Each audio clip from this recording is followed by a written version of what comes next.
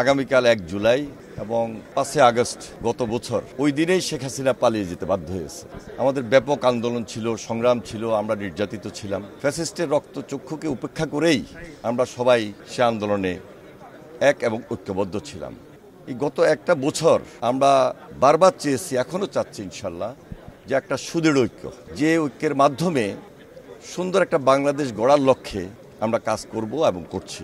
Professor doctor Mohammad Yunus Bangladesh সরকারের chief adviser হিসাবে তিনি নিরলস চেষ্টা করছেন, আমরাও আন্তরিকভাবে সহযোগিতা করছি। 1 বছর পূর্ণ হতে যাচ্ছে, দৃশ্যমান খুব দ্রুত সময়ের মধ্যে আমরা ফ্যাসিস্টের বিচার, হাসিনার বিচারটাকে দেখতে চাই এবং সংস্কার প্রক্রিয়া চলছে, যেটি আমরা আমাদের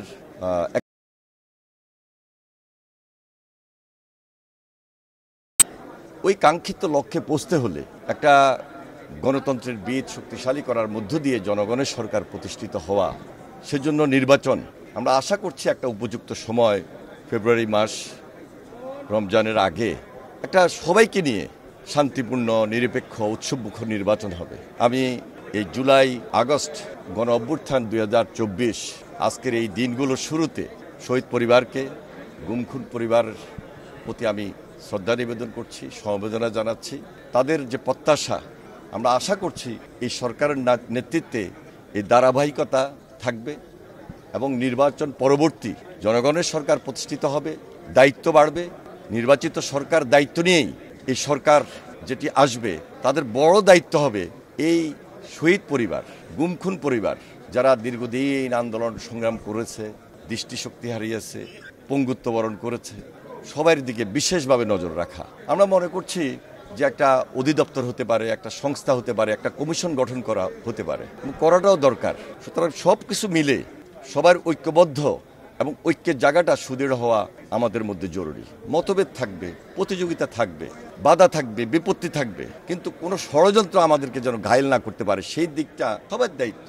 দায়িত্বশীল দল হিসাবে বিএনপি আমরা মনে করছি যে সবাইকে নিয়ে একটা সুন্দর আগামীর বাংলাদেশটাকে আমরা নির্মাণ করব।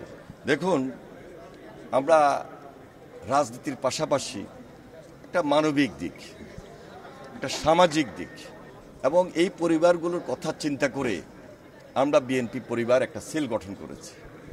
সম্পূর্ণ আমাদের ভারপ্রাপ্ত চেয়ারম্যান জনাব তারেক রহমানের চিন্তা, ধারণা, এবং তিনি এই সেলের চিফ প্যাট্রন, আমাদের ভারপ্রাপ্ত চেয়ারম্যান। আমরা যতটুকু পেরেছি আমাদের এই অবস্থান থেকে এই পরিবারগুলোর পাশে দাঁড়ানো। ইনশাল্লাহ জনগণের সরকার আসার পর আমরা প্রত্যাশাই করতে পারি এই জনগণের সরকারের নেতৃত্ব বাংলাদেশ জাতীয়তাবাদী দল দিবে। আমাদের দায়িত্ব থেকে তখন সর্বোচ্চ দেশের আইন, নীতি, নিয়ম অনুযায়ী আমরা এই পরিবারগুলোর দিকে দায়িত্ব নিয়ে থাকব। এই আশ্বাস, এই বিশ্বাস যেমনি আমরা করছি, তেমনি আশ্বাস, বিশ্বাস, আস্থা এবং সম্মানের জায়গা থেকে আমরা দায়িত্বগুলো পরিচালনা করতে সক্ষম এবং পরিচালনা করব ইনশাল্লাহ।